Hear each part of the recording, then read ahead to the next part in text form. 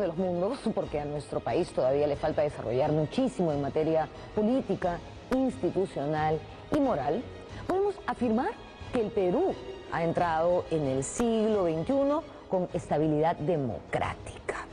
Nosotros podemos hoy elegir libremente a nuestras autoridades, a quienes nos representan. Ya no hay golpes de Estado, insurrecciones, rebeliones, pero esto, por supuesto, no siempre fue así.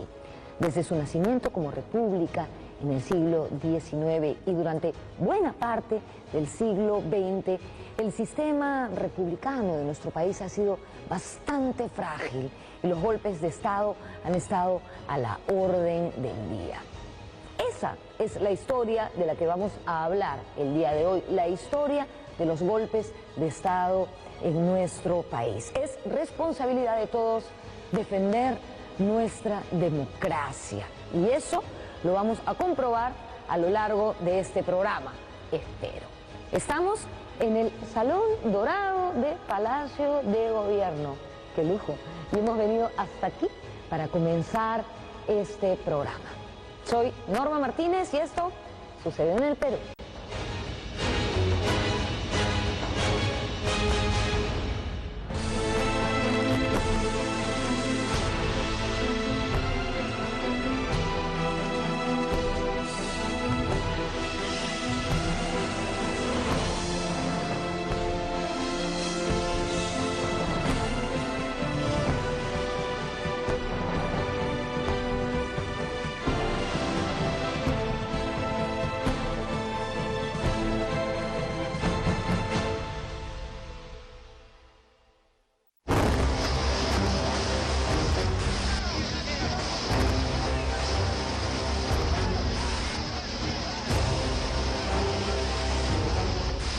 Yo diría, fíjate, que en realidad toda la historia peruana está llena de golpes, ¿no? El siglo XIX, el siglo XX.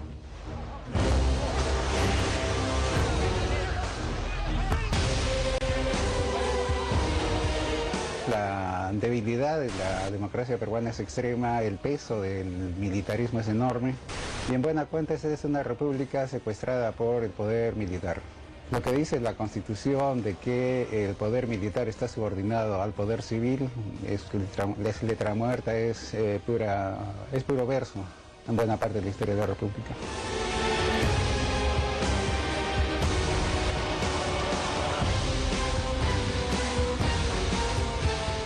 Yo lo definiría de modo muy sencillo, cuando de modo violento y de modo ilegal un líder toma el poder, ¿no? El poder del Ejecutivo, ¿no?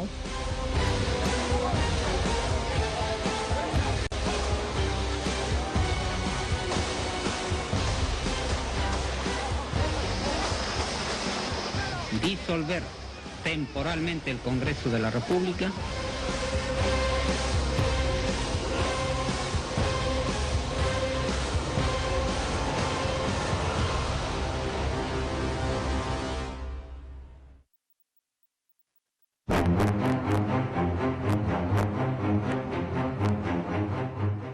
Hablaremos de los golpes de Estado en nuestra vida republicana. Porque si nos remontamos un poco más, podríamos mencionar el motín de Asnapuquio, donde el penúltimo virrey del Perú, Joaquín de la Pezuela, fue destituido por quien sería el último, José de la Serna. Si vamos aún más atrás, recordaríamos las encarnizadas guerras civiles entre los conquistadores españoles. Incluso podríamos llegar hasta los incas, con Huáscar y Atahualpa. Pero vayamos a lo que nos toca. ¿A qué llamamos golpes de Estado?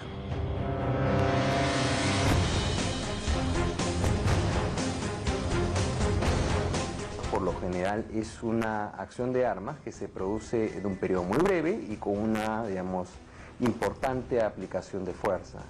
Es decir que las fuerzas militares o tal vez algún grupo específico de la sociedad puede lograr la remoción de los gobernantes en un periodo muy breve y muchas veces ante un golpe de mano.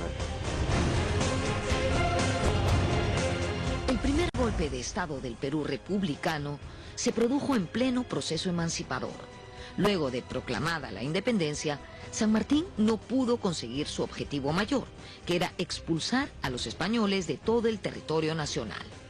Con este fracaso a cuestas, presentó su renuncia ante el Congreso y se marchó.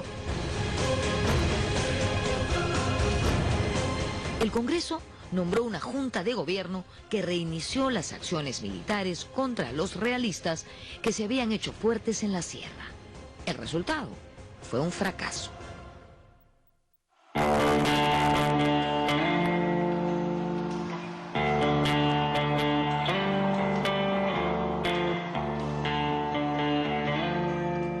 El estrepitoso fracaso militar de la primera junta gubernativa del naciente Perú republicano tuvo consecuencias funestas. En febrero de 1823, un grupo de militares, liderado por el general Andrés de Santa Cruz, le exigió al Congreso designar a un presidente no sujeto al legislativo y con capacidad de acción autónoma.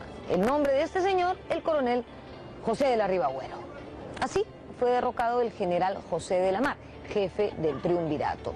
El Congreso terminó eligiendo a José de la Riva-Agüero como presidente y así se consumó el primer golpe de Estado del Perú republicano. A este golpe se le conoce como el motín de Balconcillo, porque fue en la hacienda del mismo nombre, en la hacienda de Balconcillo, donde las tropas del ejército acamparon a la espera de la respuesta del Congreso.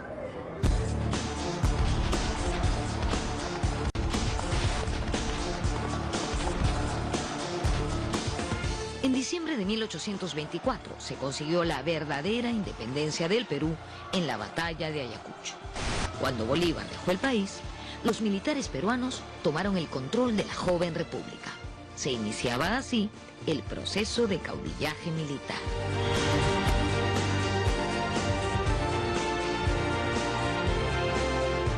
Los primeros 20 años de la República, desde la salida de Bolívar, vamos a tener una sucesión sumamente accidentada de jefes de Estado, o sea, presidentes. Básicamente la forma por la cual los caudillos militares, quienes son los que van a liderar la República después de la independencia, va a ser a través del ejercicio de las armas, a través de la violencia. Estas formas de llegar al poder lo hacen con el concurso de la población y por tanto en la mayoría de casos configuran guerras civiles antes que golpes de Estado.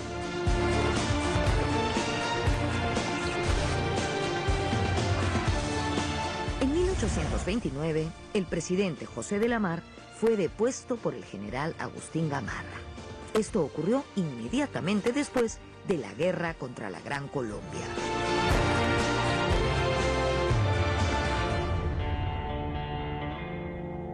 Cuando da el golpe de Estado contra la Mar, lo defiende por dos motivos, ¿no? Uno es que Gamarra de algún modo representa un cliqué su gobierno y que van en contra de los intereses nacionales. Además, acusa a la Mar de ser extranjero, y de acuerdo a la Constitución un extranjero no podía gobernar el Perú, porque Gamarra había nacido en Cuenca, ¿no? Ecuador. Si tú ves el mapa del caudillaje en América Latina, uno puede decir que tanto en México como en el Perú el caudillaje es fundamentalmente militar. En cambio, en Argentina y Venezuela el caudillaje también está vinculado al mundo de la hacienda, digamos. El caudillaje en el Perú está muy vinculado a quienes controlan los diferentes batallones del ejército, ¿no? Y entonces lo que vas viendo es un caudillaje muy vinculado a redes de amistad y de vínculos muy fuertes entre diferentes oficiales del ejército.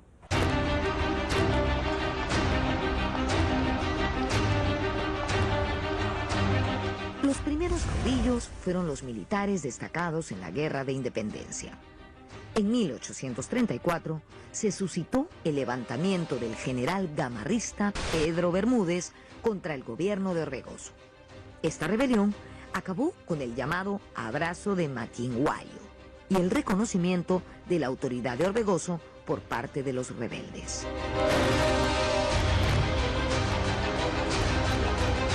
Los golpes de Estado no solamente participan militares, sino civiles, en verdad son golpes de Estado cívico-militares, pero también hay otro componente muy importante en el siglo XIX que es el ejército, digamos, ¿no? El ejército es representado como un actor fundamental en el quehacer político, ¿no? No solamente un actor, sino que de algún modo tienen los deberes y derechos de participar en la política. El levantamiento que derrocó a Orbegoso fue el comandado por un oficial suyo, el general Felipe Santiago Salaverry.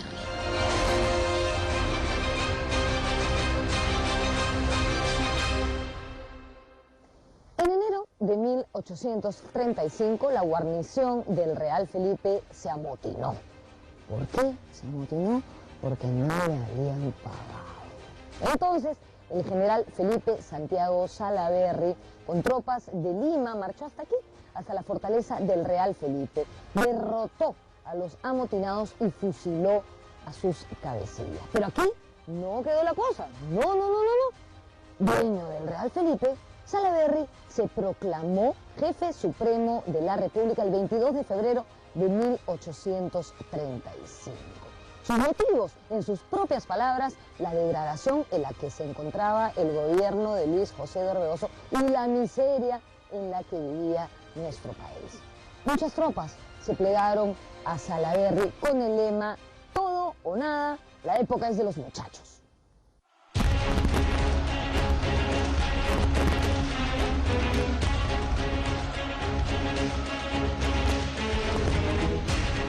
Salaverry terminó fusilado en 1836, durante la guerra a muerte contra el caudillo boliviano Andrés de Santa Cruz, quien junto a Orbegoso habían planeado constituir la Confederación Perú-Boliviana. En los años 30, donde en verdad los dos personajes claves son Gamarra y Santa Cruz, yo creo que si nosotros pensamos, dejando un poco de lado el concepto de golpe de Estado y pensamos en términos de cómo se legitimiza la violencia política, en el 19 ningún caudillo escapó del lenguaje constitucional republicano. Digamos que todos los caudillos defendían la noción de que estaban defendiendo la Constitución y que el gobierno de turno era ilegítimo porque habían roto con los preceptos constitucionales. De algún modo están atrapados en el discurso constitucional.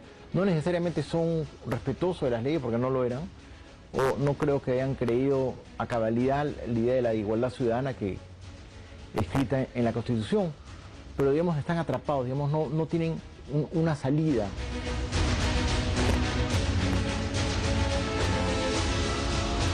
Al amparo de la riqueza del guano, llegó la estabilidad política con los dos gobiernos de Ramón Castilla. Castilla era un nacionalista pragmático que supo rodearse adecuadamente y dejó a un lado los debates ideológicos.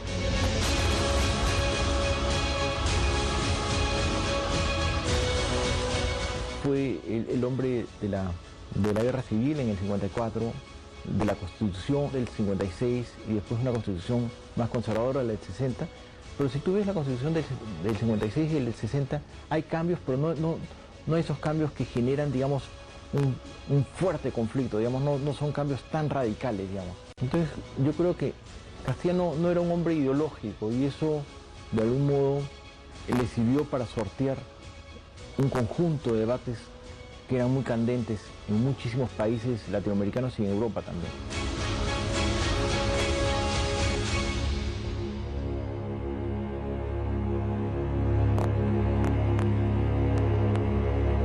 En la década de 1860, las rebeliones continuaron. En 1865, Mariano Ignacio Prado se levantó contra el presidente Juan Antonio Pezet, a quien el pueblo rechazó por su debilidad ante la amenazante escuadra española que venía con ánimos de reconquista. Pocos años después, Prado se vería obligado a dejar el poder, presionado por las rebeliones del general Pedro Díez-Canseco y el coronel José Balta. En 1868, después de ganar las elecciones, Balta asumió la presidencia y luego de sus 4 años de gobierno, el país eligió a su primer presidente civil. Pero un cambio tan dramático no podía ser bien recibido por todos.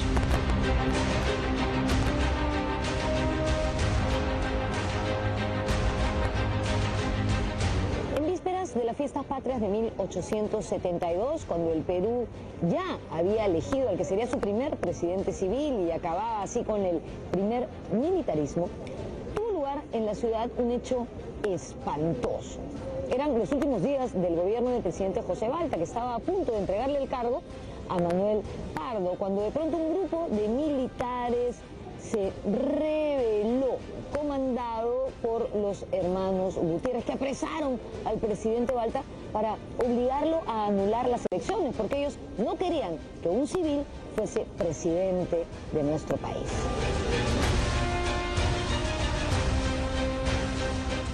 Los militares veían en este discurso la posibilidad de que Manuel Pardo disolviera la institución militar, el ejército, y por el contrario fundara otro tipo o remozara otro tipo de institución que no es el ejército, sino eran las milicias o guardias nacionales. Entonces, mientras se va a producir el cambio de gobierno, pocos días antes, los hermanos Gutiérrez, que son, uno de ellos es ministro del presidente José Balta, se ponen de acuerdo y le dan un golpe de estado al presidente y someten a la ciudad de Lima a un estado de sitio.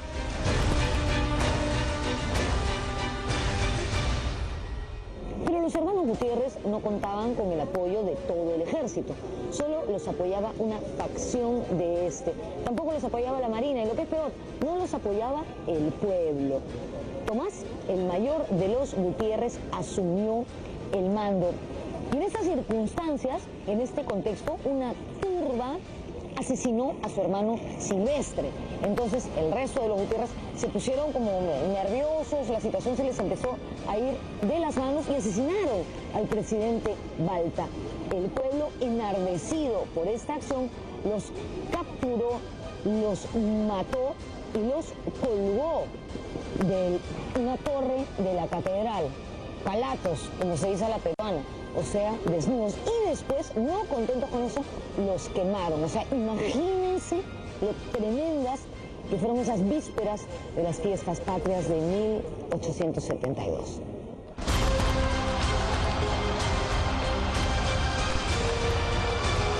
Durante este breve intento de golpe de Estado, un golpe de Estado abortado, la población decide apoyar la candidatura o respaldar la elección de Manuel Pardo y finalmente terminan disolviendo o presionando para la disolución de las Fuerzas Armadas en Lima, o de las guarniciones militares en Lima.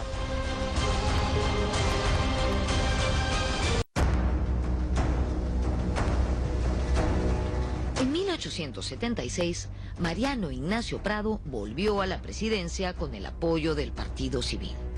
Al año siguiente, enfrentó la rebelión de Nicolás de Piérola y una galopante crisis económica. De esa forma, el Perú entró a la guerra.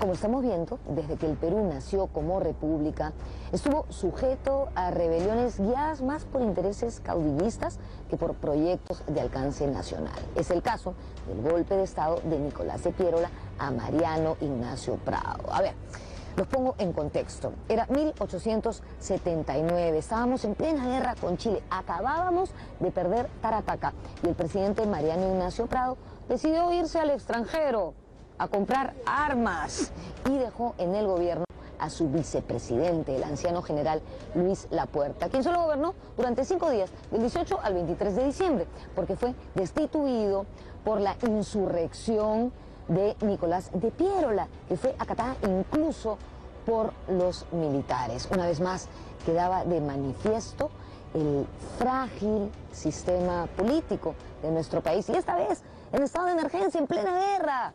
Imagínense.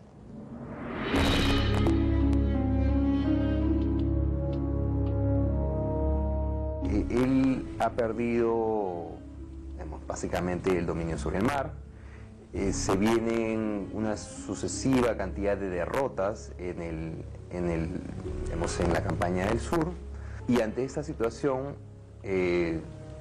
Mariano Ignacio Prado tiene a un importante rival político que es un civil, que es Nicolás de Piérola, a un joven, y en esta condición de creciente desprestigio de la autoridad de Prado, lo que busca es tener una salida política. Invita a Piérola a participar en el gobierno como miembro o como presidente de su gabinete.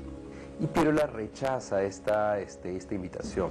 Ante el vacío, o digamos, la debilidad manifiesta de Mariano Ignacio Prado, perdiendo batallas en el sur y ante, digamos, una cada vez más desafecta población, decide tomar la decisión arriesgada de ir a traer armamento de guerra al extranjero, y esto lo hace, digamos, algunos lo consideran de manera clandestina, por lo menos sin que la población, que se publique, o sea, público este acto, y se considera pues esto como sino como una traición a la patria, así como una deserción.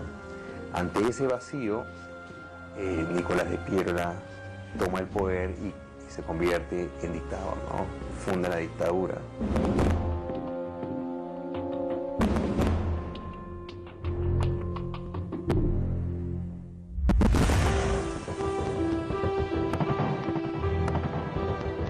La derrota peruana causó el fin del gobierno de Piérola. Lo que vino a continuación fue el caos. 4 presidentes entre 1881 y 1883. Francisco García Calderón, Lizardo Montero, Andrés Avelino Cáceres y Miguel Iglesias.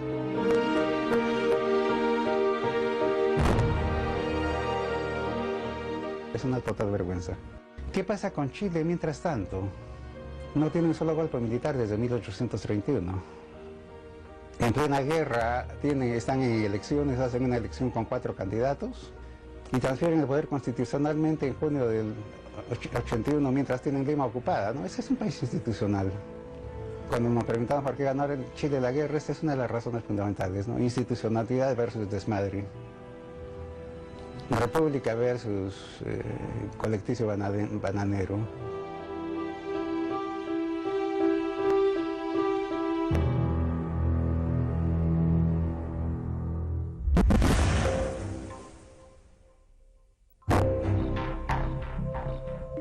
Con la firma del Tratado de Ancón y el retiro de las fuerzas invasoras, prosiguió la guerra civil entre Iglesias y Cáceres.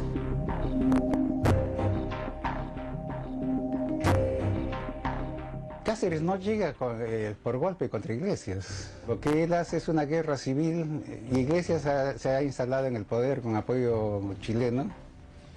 Normalmente, y ese es otro detalle historiográfico que debiera revisarse, ¿no? Preguntas a los escolares cuándo se produjo la guerra con Chile, y dicen 1879-1883, y eso está en todos los libros. Pero la guerra termina cuando se ve el ejército ocupante, que es en agosto del 84, un año después. ¿Por qué es que se quedó el gobierno chileno? Las Fuerzas Armadas chilenas ocuparon el Perú durante un año después. Patricio Lynch, el jefe de las fuerzas de ocupación, lo dijo en un periódico norteamericano con todas sus letras. Nos quedamos porque tenemos que apoyar al general Iglesias para que consolide su gobierno. Entonces Cáceres hace una guerra civil. Primero, acata el Tratado de Ancón, ya no tiene cómo proseguir la guerra, exigiendo que se vayan los chilenos. Iglesias se ha preparado para la guerra civil que viene. Cáceres le gana la guerra civil y entrega el poder a una junta que convoca elecciones.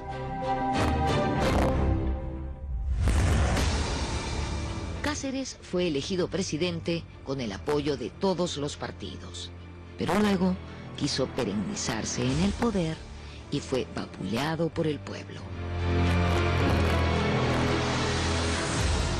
A diferencia de lo que sucede después de la independencia, los militares que toman el poder durante el periodo del segundo militarismo son militares de la derrota, es decir, han sido derrotados. Y salvo Cáceres, la institución militar o el ejército se encuentra fuertemente desprestigiada. Sin embargo, bajo el liderazgo de Cáceres, 2 gobiernos consecutivos van a ser liderados por militares. Sin embargo, al tercero, esta continuidad de los hombres de uniforme va a generar el rechazo de los liderazgos civiles, entre los que se encuentra Nicolás de Piérola y su partido, el Partido Demócrata. Las montoneras civiles acaudilladas por Piérola avanzaron sobre Lima en lo que sería la última guerra civil del siglo XIX. Paradójicamente, utilizando las montoneras, las guerrillas, que habían sido el arma fundamental en que Cáceres es el maestro indiscutible, no a nivel peruano, sino a nivel mundial.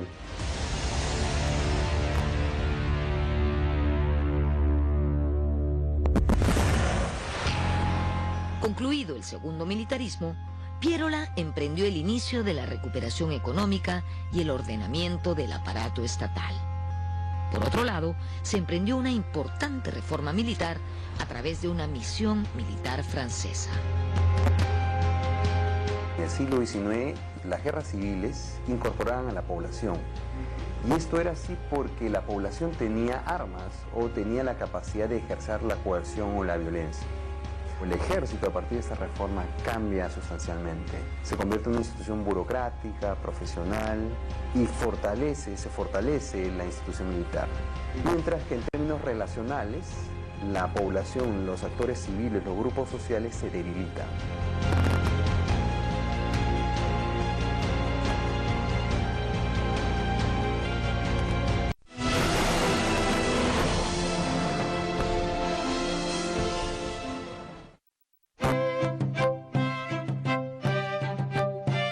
Piérola inauguró un periodo de estabilidad conocido como la República Aristocrática, que solo tuvo un bache en 1914, con el golpe de Estado que derrocó al presidente Billinghurst.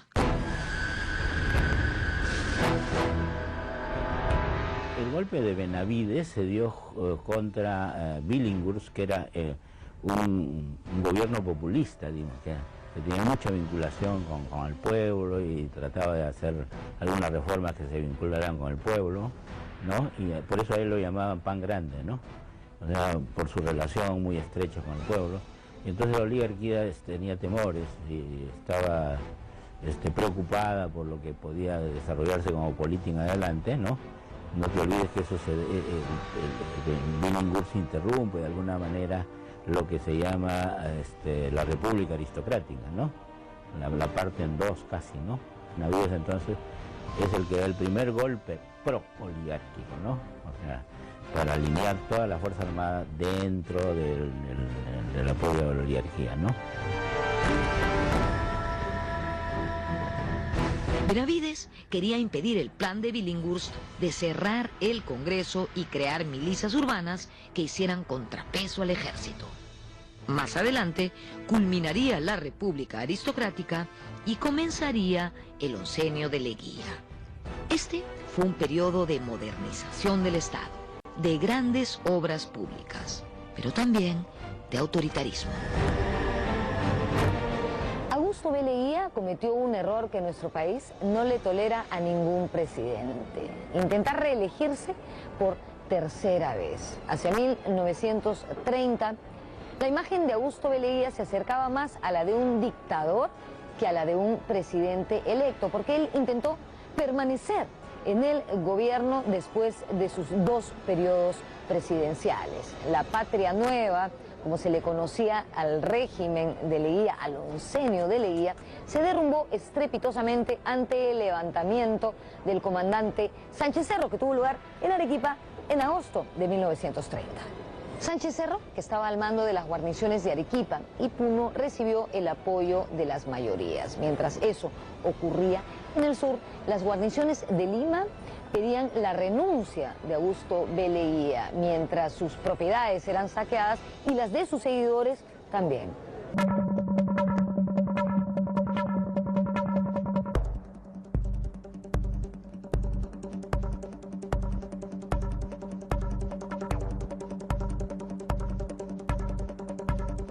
Uno piensa el golpe militar es un generadote se apodera de un cuartel y proclama que hay que salvar a la patria y todo el poder. No, no es tan simple.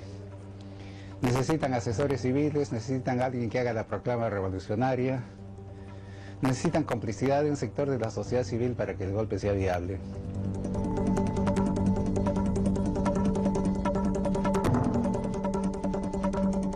Generalmente hay apoyos civiles de los que hacen el discurso. Por ejemplo, Sánchez Cerro, que se rebeló en los años 30, el apoyo, el que hizo el discurso de la sublevación fue Bustamante y Rivero, ¿no?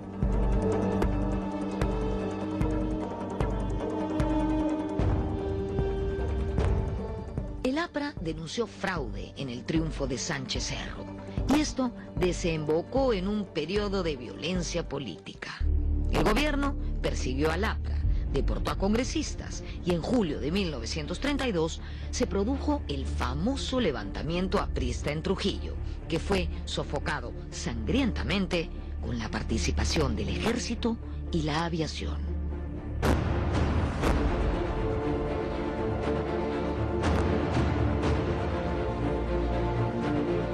Aquí es interesante este acto porque es una de las veces en las que la población en el siglo XX trata de hacer algo que era muy común en el siglo XIX, que era tomar el poder por las armas. Sin embargo, en este episodio tú ves que la correlación de fuerzas o la simetría es, digamos, gigantesca. Los militares aplastan a esta rebelión. Entonces, este ejemplo te hace dar cuenta de que las formas violentas por las que se toman el poder en el siglo XX son diferentes. Ya no se puede tomar el poder por una guerra civil, sino que esta toma del poder va a necesitar esta violencia concentrada que es el ejército o alguna otra fuerza armada.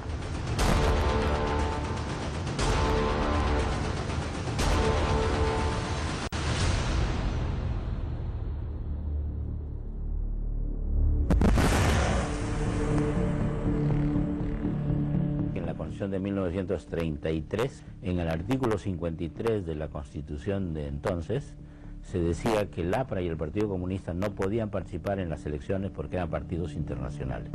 Entonces el APRA quedó excluido, el Partido Comunista también.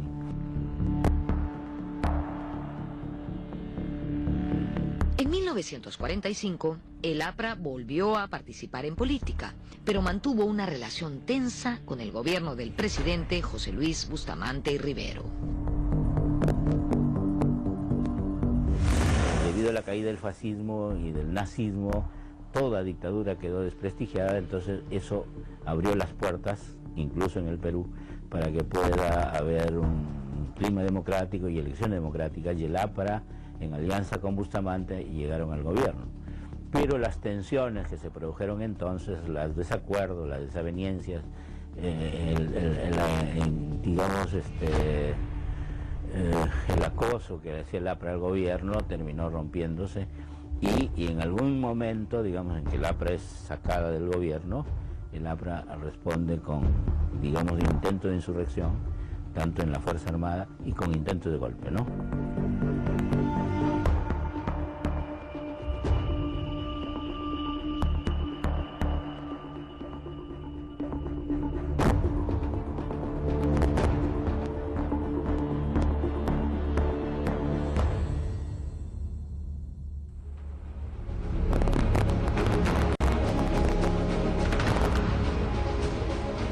En 1948, en medio de un clima de zozobra que vivía nuestro país, el partido aprista alentó una sublevación en el Callao contra el gobierno del presidente José Luis Bustamante y Rivero.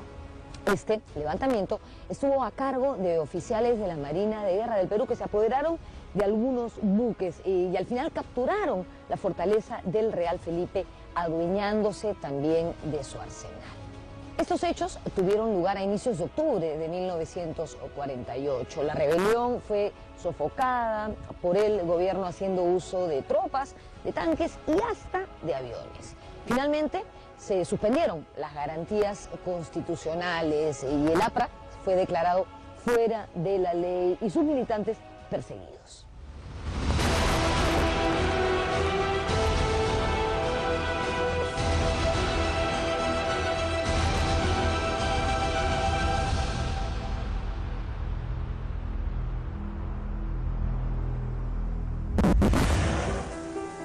Finalmente, el gobierno de Bustamante llegaría a su fin con el levantamiento del general Manuel Odría, quien estaba alineado con la oligarquía local y con los Estados Unidos, la nueva potencia mundial. Estados Unidos, después de la Segunda Guerra Mundial, queda convertido en la potencia indiscutible, ¿no?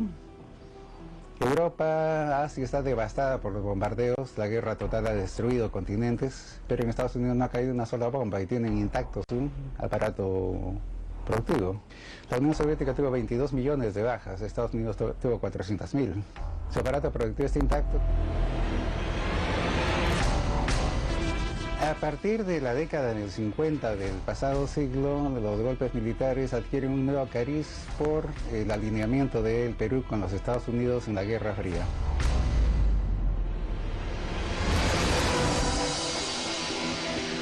El mes de octubre de 1948 fue nefasto para el gobierno de José Luis Bustamante y Rivero. A inicios de ese mes, la insurrección aprista y de la Marina. Y hacia finales, precisamente el 27 de octubre de 1948, como venía diciendo, se dio el cuartelazo del general Manuel Odría en Arequipa.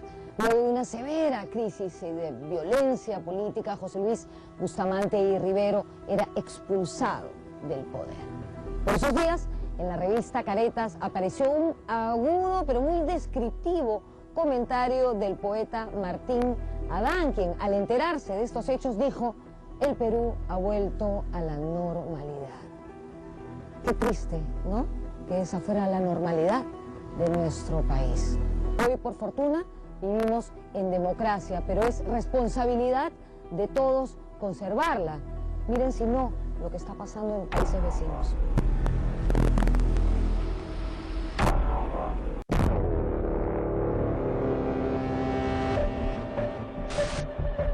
Luego del ochenio de Odría, se eligió a Prado, que a su vez convocó a elecciones en 1962.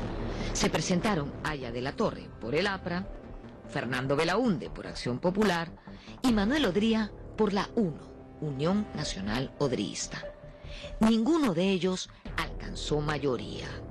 Los rumores de un probable acuerdo entre el APRA y la UNO causaron alarma en el ejército, que dio un golpe de Estado en 1962.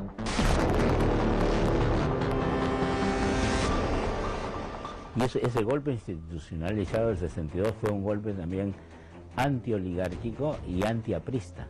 O sea, es la primera vez en la historia que se da ese tipo de golpes, ¿no? Antes todos los golpes habían sido o antiapristas, ¿no? Pero en esta vez, por primera vez, es antiaprista y antioligárquico, ¿no? O sea, se da contra ella y se da contra Odría, que era apoyado por oligarquía.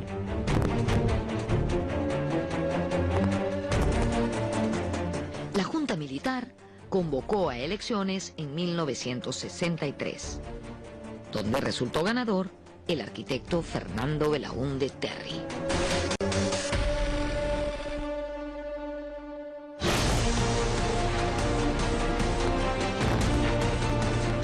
Yo diría que la Fuerza Armada en su primer momento, en 62, 63, creía que las grandes reformas las hiciera los civiles. O sea, el golpe del 62 fue, digamos, y expresamente se declara que va a durar un año para que sean los civiles los que hagan la reforma. Pero entonces, ¿qué pasó? Que Belaúnde, cuando llegó al gobierno, en los 100 primeros días hizo reformas interesantísimas, ¿no es cierto? Lo del Banco de la Nación, en fin, lo del Banco Central Reserva, lo sacó totalmente, digamos, como institución propiamente estatal, ¿no? Quitó ahí a la oligarquía que estaba metida ahí en el banco, en fin. Pero muchas de las reformas del Ejecutivo fueron bloqueadas por un Congreso opositor, entre ellas la reforma agraria. Cuando faltaba muy poco para que Belaúnde Terry acabara su mandato, vino el golpe de Estado.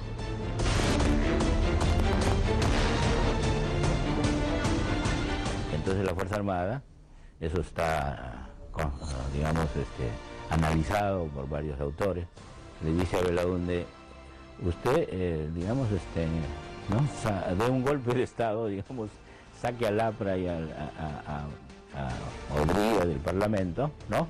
Y tiene el respaldo de las Fuerzas Armadas. Y ve, claro, un autogolpe. Y Verón se niega, ¿no? Yo soy un demócrata, ¿no? Entonces es devorado, ¿no? Es devorado por la coalición APRA-1, lo bloquean, el Perú se queda languideciendo ahí y entrando en discusiones sobre cómo se orienta el gasto entre el Parlamento por un lado y el Ejecutivo, hasta que se produce la inflación, ¿no? La devaluación y el golpe.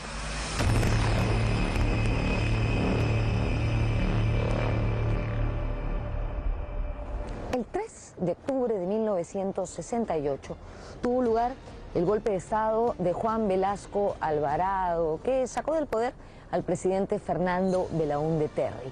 A las 2 de la mañana, tanques rodearon Palacio de Gobierno y miembros del ejército llegaron hasta la habitación donde dormía Fernando Belaúnde Terry, y a primera hora de la mañana lo condujeron al aeropuerto para que éste abordara un avión rumbo al exilio en Argentina. Velasco Alvarado llegó hasta Palacio de Gobierno en helicóptero a las 5 de la tarde y 2 horas después juramentaría como presidente.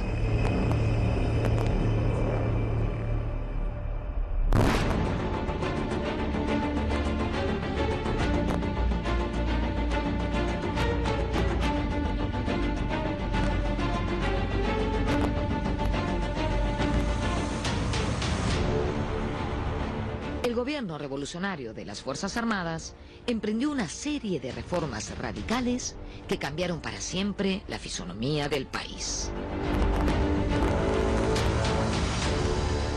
Se quita ese infame sello que había en los pasaportes peruanos que prohibía viajar a otros países, a los países de la órbita socialista. Se abren relaciones con todo el mundo. Perú se incorpora al grupo de los no alineados, juega un papel protagónico ahí y marca una línea de independencia que va a llegar a su culminación cuando hay amenaza de guerra con Chile y deciden cambiar todo el armamento norteamericano peruano por el armamento soviético. Y la pregunta elemental era si había una guerra entre Chile y Perú, ¿a quién iba a apoyar Estados Unidos? ¿A Velasco Alvarado o al que subió a Pinochet? Y es por eso que decidieron comprar armamento soviético, ¿no? Por eso digo, el golpe de Velasco es absolutamente de otra lógica. Se aparta completamente de la dinámica de todos los demás golpes militares de la historia peruana. Este es el Salón Túpac Amaru en Palacio de Gobierno. Antes se llamaba Salón Francisco Pizarro. Fue diseñado por el arquitecto Claude Antoine Sahut, el mismo que diseñó el Salón Dorado. Fue justamente a inicios de los años 70, durante el gobierno revolucionario de las Fuerzas Armadas, que se le cambió el nombre de Francisco Pizarro a Túpac Amaru. Recordemos que la figura de Túpac Amaru II se convirtió en símbolo e imagen emblemática de la dictadura de Juan Velasco Alvarado.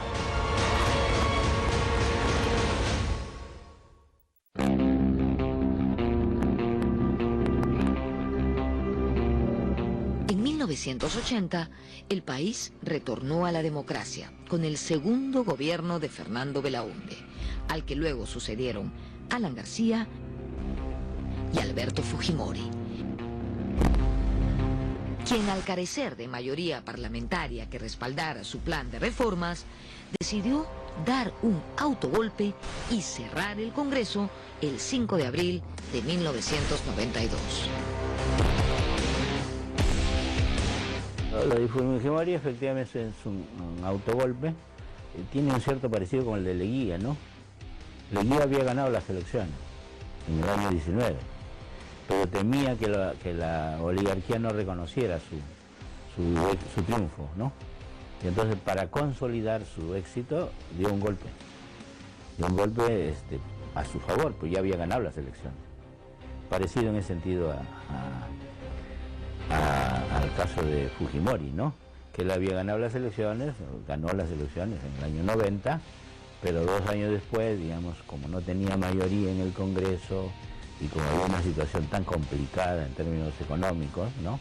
De la altísima inflación que había dejado García y en términos de la subversión de Sendero y el MRTA, entonces eso lo impulsó, digamos, al autogolpe, ¿no? Con apoyo militar, desde luego, ¿no?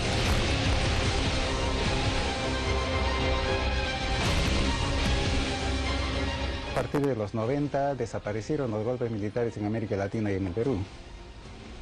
Desaparecía la Unión Soviética, ya no hay la amenaza comunista, ya no hay el pretexto que utilizaban los militares para conseguir el apoyo norteamericano.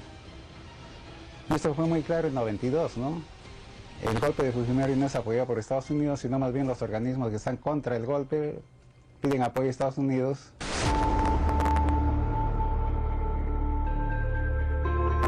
En el siglo XX, la forma de movimiento de la política es más bien cíclica, ¿no? Es así, ¿no? Porque la duración del gobierno más o menos es alrededor de 3 años, ¿no? O sea, ya dura, ya no es un año, 3 años, ¿no? Y entonces eso tiene que ver más o menos que con el hecho de que se desarrollan ciertas organizaciones políticas, ¿no? E institucionalización de la política que le da cierta estabilidad, ¿no?